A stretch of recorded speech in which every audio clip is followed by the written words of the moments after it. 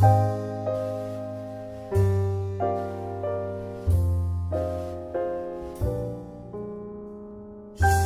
name is Sandra Davenport, also known as Sandy. I grew up in the neighborhood as Sandra Logan on Capitol.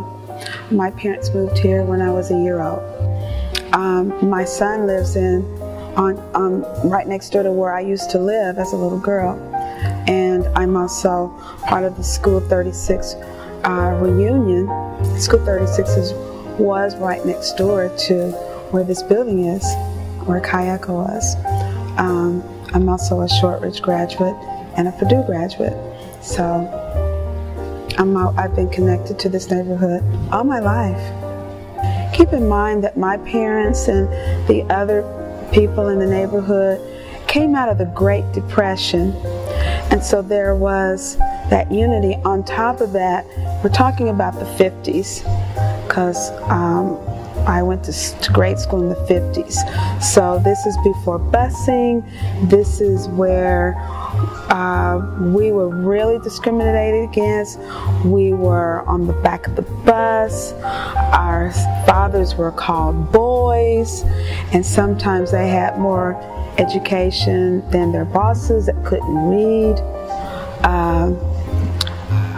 It was a real troubling time, but in the neighborhood was a haven. And because of the cohesiveness, you had neighbors, because of their background in the Great Depression, everybody had a garden. Just about everybody had a fruit tree or some kind of fruit.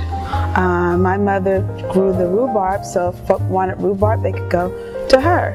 Both sides was a cherry tree and a peach tree, so there were a lot of fruit produce. It was a safe neighborhood. I didn't know what drugs were. It wasn't in the neighborhood. It was a safe place to go, and it was a fun place.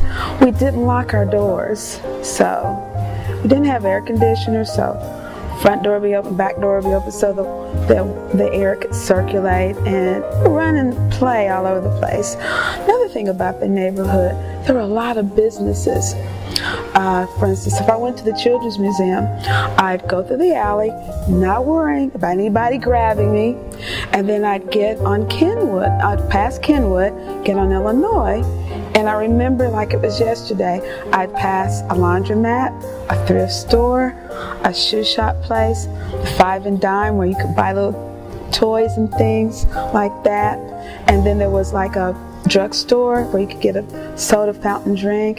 Then right across the street was American Fletcher National Bank, where as a little girl I had my little savings account, so I'd save up my pennies and nickels, and I could go in, they'd say, "Hi little Miss Sandra Logan," and give them the money, and I learned how to save, and everyone knew one another.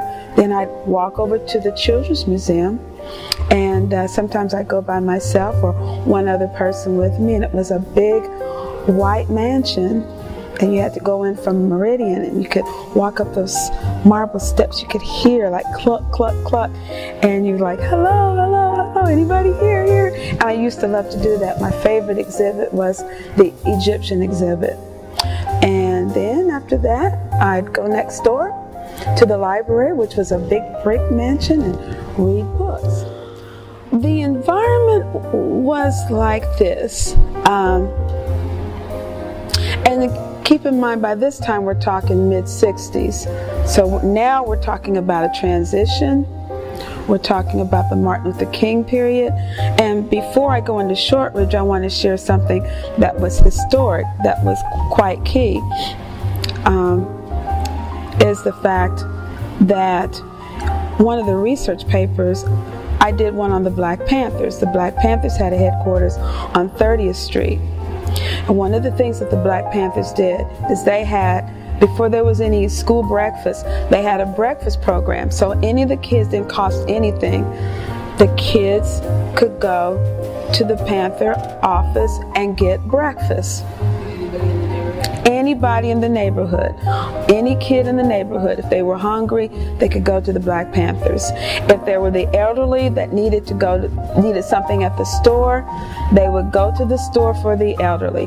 One time I was at a friend's house that lived on Kenwood. It got dark, and I look up and there's 2 Black Panthers, and they asked me why was I on the street, and I told them it got dark, and they walked me to my house. And they said, little sister, you shouldn't, because keep in mind this, we're transitioning to the 60s, where it seemed not unsafe because of us, but because of the assaults upon our people.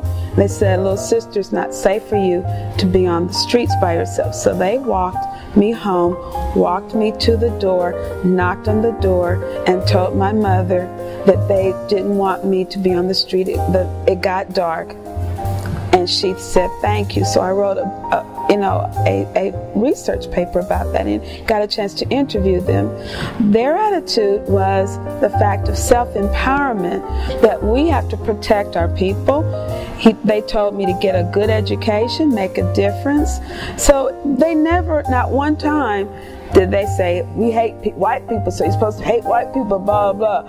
But they said the power of the people is sort of like mimicking the idea now of, think of Occupy Wall Street.